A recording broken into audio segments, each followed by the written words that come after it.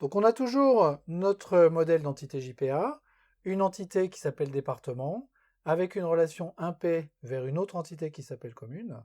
Et cette relation 1P, elle est bidirectionnelle. D'un côté, j'ai une liste de communes qui s'appelle commune, et de l'autre côté, j'ai un champ qui s'appelle département. Et puis j'ai également un champ population dans mon entité commune. Écrivons une requête JPQL, assez simple. Je vais sélectionner le nom de ma commune, c.département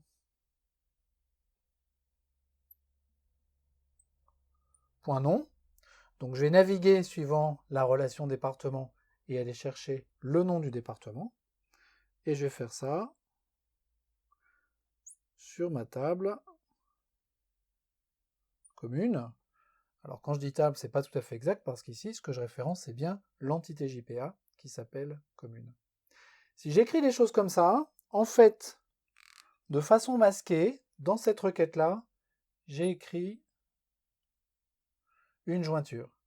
Et cette jointure, elle est ici. Elle est dans la façon que j'ai de suivre la relation département dans la commune.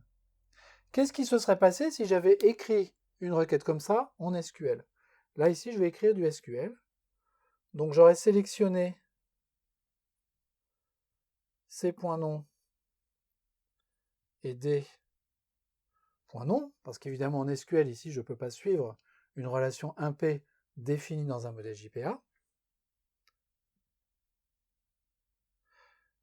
Ces deux champs-là, je les sélectionne sur une table qui s'appelle commune. Et cette table qui s'appelle commune, elle va être jointe à une table qui s'appelle département.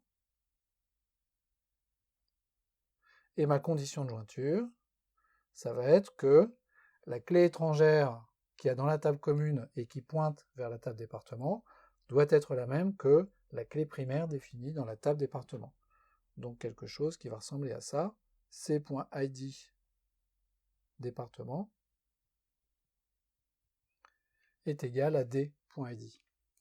Et cette fois-ci, quand j'écris les choses comme ça, là j'ai une jointure explicite. Et cette jointure, étant donné que j'ai rien mis comme paramètre dessus, c'est une jointure interne. Une jointure interne, ça veut dire qu'elle ne préserve ni un côté ni l'autre de ma jointure. Elle ne préserve rien, ça veut dire que si jamais dans ma liste de communes, j'ai des communes qui n'ont pas de département associé, peut-être que ma base est corrompue, parce que c'est pas tellement normal d'avoir ça bien sûr, eh bien ces communes ne sortiront pas dans le résultat de requête. Supposons que je veuille préserver le côté gauche de ma jointure. Qu'est-ce que ça veut dire préserver? Ça veut dire que dans mon résultat de requête, je veux l'intégralité des éléments de commune, quand bien même ils ne seraient en relation avec aucun département. Donc j'accepte d'avoir des noms de communes et en face un nom de département qui sera nul. À ce moment-là, il faut que je fasse une jointure externe qui préserve le côté gauche, donc que je fasse un left join plutôt qu'un join tout court. Ici, la jointure que j'ai écrite dans mon code JPQL, elle est implicite. Et les jointures implicites en JPQL, ce sont des inner join. Donc exactement comme en SQL, ce sont des jointures qui ne préservent pas les côtés de la jointure. Donc si j'ai des communes qui ne sont en relation avec aucun département, eh ben, ils ne sortiront pas dans la grille de résultats. Si je veux faire une jointure externe, et un left join en l'occurrence, ben, j'en ai la possibilité, mais il faut que je l'écrive différemment. Il faut que je dise que je sélectionne ces points noms.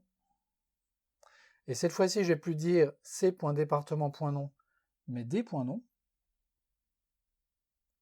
Donc je vais avoir besoin d'une variable c de type commune et d de type département.